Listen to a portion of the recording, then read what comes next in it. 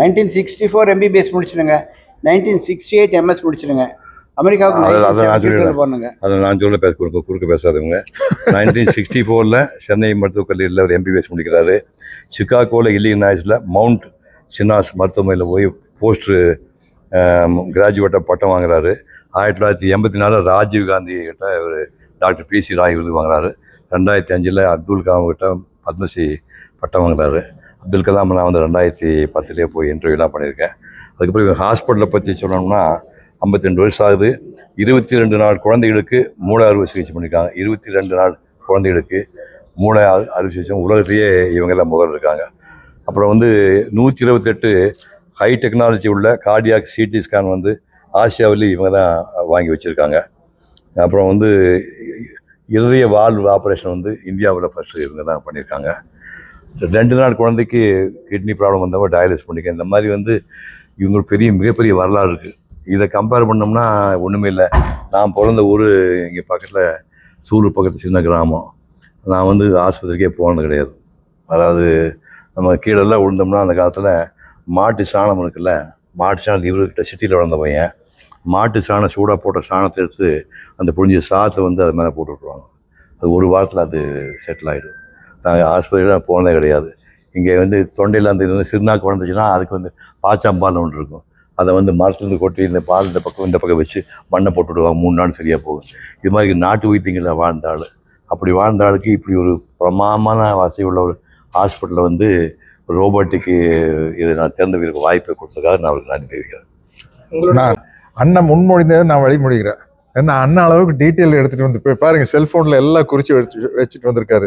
நான் எந்த ஃபங்க்ஷன் போனாலும் எனக்கு முன்னாடி பேசுகிறவங்களை வச்சு பேசிக்கிறது. அதுதான் டாக்டர் பக்தவச்சல் அண்ணா வந்து அண்ணான்னு தான் நான் சொல்லுவேன். என்ன கொடுமைன்னா அவர் என்ன அண்ணாம்பார், அதுதான் பெரிய கொடுமை. ரொம்ப சின்ன பையன் அவருக்கு அண்ணாங்கிற நியாயமே இல்லை. அவர் என்ன அண்ணாம்பாரு, நானும் அண்ணா டாக்டர் வந்து பக்தவச்சல் அண்ணாவை அண்ணான்னு தான் சொல்லுவேன். அவருடைய சாதனைகள் எல்லாம் போட்டு காட்டினார். அதை மனப்பாடம் பண்ண முடியல. அண்ணா அவ்வளவு இருக்குது. ஒண்ணு மட்டும் மனசுல ஏற்றிட்டு 85 லட்சம் பேர் பேஷண்ட் இங்க வந்து போயிட்டு இது வரைக்கும் 85 லட்சம் பேர். அந்த லிஸ்ட்டை பார்த்தோன்னு நான் போச்சு, நான் மாட்டிக்கிட்டேன். அண்ணா சிவகுமார் அண்ணா வந்து ஃபுல்லா மனப்பாடம் பண்ணிட்டு போய் அடிச்சிருவாரு. இவரு மெமரிங்கிறது அது அநியாய மெமரி. அது எப்படித்தான் எனக்கே புரிய மாட்டேங்குது. இல்லைங்க, நான் 18 வருஷமா தெலுங்கு படம் நடிச்சிருக்கிறேன். இன்னும் பிராம்டிங்ல நடிக்கிறேன். எப்பவோ ஒரு 50 வருஷத்துக்கு முன்னாடி ஒரு தெலுங்கு படம் நடிச்சிருக்காரு. அந்த டைலாக் பேசி கேட்டாரு என்கிட்ட. అదని బహాల్వియ గురించి సేవకి అమోఘమైన బలపడిన గాథ ఆ సంగతి వారికి గుర్తు చేసి లోక కళ్యాణానికి నాంది గాథ ఆరంభించి 1966 వేసి తెలుగు డైలాగ్. ஞாபக சக்தி அதிகமாக, ஞாபக சக்தி இன்னும் மேம்படுறதுக்கு என்ன மாதிரி ஆர்கன் டொனேஷனு, உடல் உறுப்பு தானங்கள் இன்னும் மேம்படுறதுக்கு என்ன பண்ணலான்னு கேட்குறேன். உடல் உறுப்பு தானம் பண்ணுறதுக்கு முதல்ல நாம் உடம்பை நல்லா வச்சுக்கணும். நீங்கள் உடம்பு நல்லா வச்சுருந்தா இன்னொருத்தங்க தானத்துக்கு ஏன் போகணும்? இப்போ உங்களுக்கு ஒரு நாளைக்கு வந்து காலையிலேருந்து மறுநாளுக்குள்ளே 2 லிட்டர் தண்ணி குடிக்க சொல்கிறான். 2 லிட்டர் தண்ணி குடிச்சு ஃப்ளஷோ கிட்னி த்ரூ மவுத்துங்கிறானுங்க.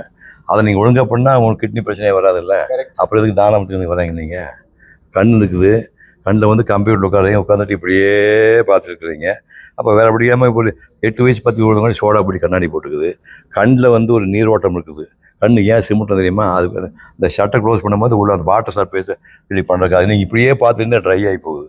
அதுக்காகத்தான் வந்து விஸ்வேஸ்வரையா வந்து கண்ணம்பாடி டேம் கட்ட அவர் சொல்கிறாரு, கண்ணை வந்து நீ பாதுகாக்கணும்னா ஒரு சிம்பிள் விஷயம், கான்ஸ்டண்ட்டாக 8 மணி நேரம் 10 மணி நேரம் படிக்கிறேன்னா, அதாவது கண்ணை மூடி இடம் வலம் இப்படி வந்து 20 தடவை பண்ணுங்க. அப்புறம் அப் அண்ட் டவுன் பாருங்க, கண்ணை மூடிக்கணும், அப் அண்ட் டவுன் 40 பண்ணிவிட்டு இப்படி இப்படி 20 ரோலு, அப்புறம் ஆப்போசிட் ரோல் பண்ணிவிட்டு கோல்டு வாட்டரில் கிளம்பிட்டிங்கன்னா பழையபடி 10 மணி நேரம் படிக்கலாங்கிறாரு.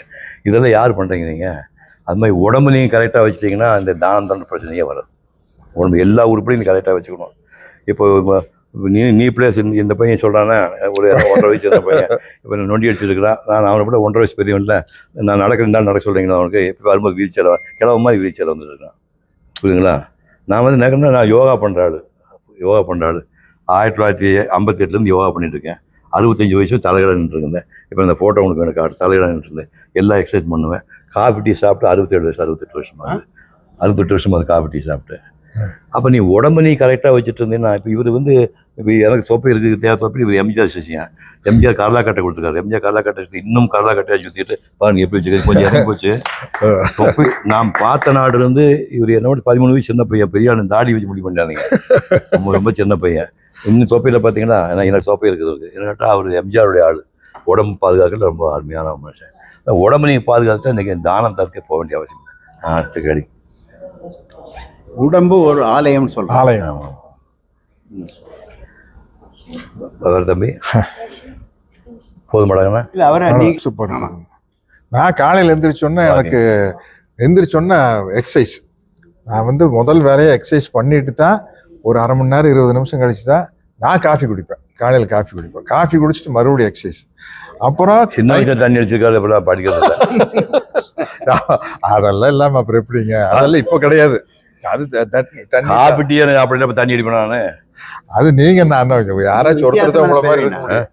அதனால என்னை பொறுத்த வரைக்கும் நேரம் கிடைக்கும் போதெல்லாம் எக்ஸசைஸ். ஷூட்டிங் ஸ்பாட்ல இப்ப எங்களுக்கு கேரவான் கொடுத்துட்றாங்க. நான் வந்து கேரவான்குள்ளேயே நடப்பேன். காலையில 9 மணிலிருந்து 6 மணிக்குள்ள ஷூட்டிங், 6 மணி வரைக்கும் ஒரு ஷூட்டிங் ஷெட்யூல்.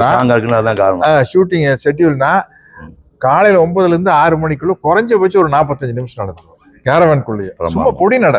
அதுக்காக நல்லா வேகமா நம்ம கவுண்டமணியான சொல்லுவார், நடக்கிறது எப்படி நடக்கணும்னா கடங்கார துரத்துற மாதிரியே நடக்கணும், அப்பதான் வேகமா நடக்குமாமா. முன்னாடி கடங்கார துரத்துற எப்படி இருக்கு? கடன் வாங்கி 3 மாசம் ஆச்சு, வட்டியும் கொடுக்கல அசலும் கொடுக்கல, எங்கடா போறேன்னா நம்ம ஒரு வேகம் போவோம் இல்லைங்க, அப்படி நடக்கணும்னு கவுண்டமணியான சொல்லுவாரு. அது அப்படி இல்லை, அவ்வளவு ஸ்பீடா நடக்க முடியாது. நடப்பேன். மறுபடியும் சாயந்தரம் வந்து ஒரு கொஞ்சம் எக்ஸசைஸ் பண்ணிக்குவேன். அதனால வந்து எக்ஸசைஸையும் வாழ்க்கையும் தனியா பிரிச்சுக்கிறது இல்லை. எக்ஸசைஸோட சேர்ந்தது தான் வாழ்க்கை அப்படின்னு வச்சுக்கிறது. முடிஞ்ச வரைக்கும் மனசு சந்தோஷமா வச்சிருக்கணும். இப்போ இந்த சிச்சுவேஷன்ல நம்ம எப்படி மகிழ்ச்சியா இருந்துக்கலாம், எப்படி இருக்கலாம்? அண்ணன் டாக்டர் பக்தவச்சல அண்ணன் அடிக்கிற ஜோக் எல்லாம் கேட்டு சந்தோஷமா இருந்துக்கலாம். அது மாதிரி வாழ்க்கை அமைச்சுக்கிறது. 1000 கஷ்ட நஷ்டம் இருந்தாலும் இருக்கிற சிச்சுவேஷனுக்குள்ள ஒரு சந்தோஷத்தை தேடிக்கிறது. அதை நம்ம பாலிசி பார்த்து பொறாமப்படக்கூடாதுண்ணா. அது கிடையாதுங்கண்ணா. அது என்ன மருத்துவ சேவை அனைவருக்கும் கிடைக்க வேண்டும் என்றால் என்ன செய்ய வேண்டும்? மருத்துவ சேவை எல்லாரும் கிடைக்கணும்னா பக்தவச்சல மாதிரி நிறையா பெரிய பெரிய டாக்டர் வரணும். இங்கே வந்தாங்கன்னா இப்போ சொன்ன 800 பேர் சொன்னாங்க மாதிரி, இந்த மாதிரி தமிழ்நாடு ஒரு 500 பேர் வந்தாங்கன்னா மருத்துவ சேவை எல்லாருக்குமே இலவசமாக கிடைக்கும். அதாவது அமெரிக்காவில் இருக்க டாக்டர்ஸ் எல்லாம் வர சொல்லுங்க, நீங்க சொல்லுங்க. இப்போ அமெரிக்காவில் தமிழ் மக்கள் இருக்கிறாங்கல்ல, அவங்க நிறைய பணம் சம்பாதிச்சாச்சு 10 வருஷம். இன்னும் வந்து நம்ம ஊர்ல குறுக்கலையம்பாளையத்திலும் சொக்கம்பாளையத்திலும் பெருந்துறையிலும் கரெக்ட் மாடலையும் வேலை பண்ணிட்டேன். அமெரிக்காக்காரனே நீங்க சந்தோஷமா வச்சிருந்தேன். நம்ம ஊர் மாறாத்தால் யார் சந்தோஷமா வைக்கிறதுங்க? அண்ணா இப்ப இங்கதான் இருக்கிறாங்க, அங்கதான் வேலை செய்யறதுக்கு ஆள் இல்லை. அதனால நம்மளுக்கு அங்க இருக்கிறாங்க. அமெரிக்காக்காரன் யாரும் வேலை செய்யறது இல்லையாமா? அப்படிங்களா? ட்ரம்ப் தலையா அழைச்சிக்கிறாரு. சார், இன்றைய வாழ்வியல் கட்டத்துல வந்து இருக்கிற ஜென்ரேஷன் எல்லாமே அதிக மன அழுத்தம் அதிகமா வந்து வீட்டுல யார்ட்டையும் பகிர்ந்துக்காம அவங்களே மனசுல போட்டு போச்சு. அவருடைய வாழ்க்கை வந்து நீங்க பாத்தீங்கன்னா ஜென்ரேஷன் ஒரு மாதிரி ஹெல்த் இஷ்யூஸ் ஒரு பக்கம் இருந்தாலும் அந்த மன அழுத்தம் நிறைய டிப்ரெஷன் சொல்றேன். அந்த ஒன்றும் விஷயம் இல்லை சார். நீங்கள் பெரிய ஆள்னு நினைக்காம எல்லார்கிட்ட பழகுனாலே உங்களுக்கு மன அழுத்தம் வராது சார். இப்போ நம்ம வீடுகளில் எப்படி இருக்குன்னா, எல்லாம் செல்ஃபோனை கையில் வச்சுட்டு நான் ஒரு பக்கம், என் பொண்டாட்டி ஒரு பக்கம், ஒரு பையன் ஒரு பக்கம் வந்துட்டோம். இதெல்லாம் பிடிங்க கீழே போட்டு ஒரு நாளைக்கு ஒரு மணி நேரமாவது வீட்டில் உங்கள் தம்பி தங்கச்சி எல்லாம் உட்காந்து பேச ஆரம்பிச்சிங்கன்னா மன அழுத்தம் போயிடும். அது மட்டும் இல்லை, நீ தனியாக வாழாதீங்க, உங்களுக்கு ரொம்ப நெருக்கமான ஃப்ரெண்டு வச்சுங்க. இப்போ சத்யராஜ் ஒரு சாமின்னா சொல்கிறேன், நான் சாமிக்கு சொல்கிறேன். நாங்கள் 2 பேரும் நிறைய சண்டை போட்டுக்குவோம். நான் நிறைய ஷேர் பண்ணியிருக்கோம். எந்த மாதிரி ப்ராப்ளம் வந்தால் ஷேர் பண்ணிக்குவோம். உங்களுக்கு உங்கள் வயசுக்கு தகுந்த மாதிரி ஒரு 4 ஃப்ரெண்ட்ஸ் வச்சுட்டிங்கன்னா ஏதாவது மன அழுத்தமாக பிரச்சனை வந்ததுன்னா அவங்ககிட்ட ஓப்பனாக பேசுங்க. அது பேசும்போது உங்கள் பாரம் குறைஞ்சிடும். அது மாதிரி தனியாக மட்டும் வாழ முயற்சி பண்ணாங்க. இது சோஷியல் அனிமல் தான் மனுஷன். உங்கள் சுற்றி ஒரு நண்பர்களுக்கான ஒரு 65-70 வயசுக்கு அப்புறம் எனக்கு வந்து சம்ப மாட்டேங்க, எனக்கு வந்து 85 வயசு ஆகுது. உலகம் பூரா வந்து கிட்டத்தட்ட 20 ஃப்ரெண்ட்ஸ் வச்சுருக்கேன். ஒருத்தரோட 1.5 மணி நேரம் பேசுவேன். ஃபோன் என்ன சார்ஜ் வரும்னு அது வேறு விஷயம். 1.5 மணி நேரம் ஃபோனில் பேசுவேன். அந்த அளவுக்கு அவன் தன்னுடைய மேட்டர் சொல்லுவேன், நான் அவன் சொல்லுவேன். அந்த மாதிரி மன அழுத்தம்னா ஒரு காரணமே நீங்கள் தனியாக இருக்கிறீங்க. அது இருந்துட்டு நிறைய ஃப்ரெண்ட்ஸோட இருந்தீங்கன்னா எல்லாம் சரியாக போயிடும்.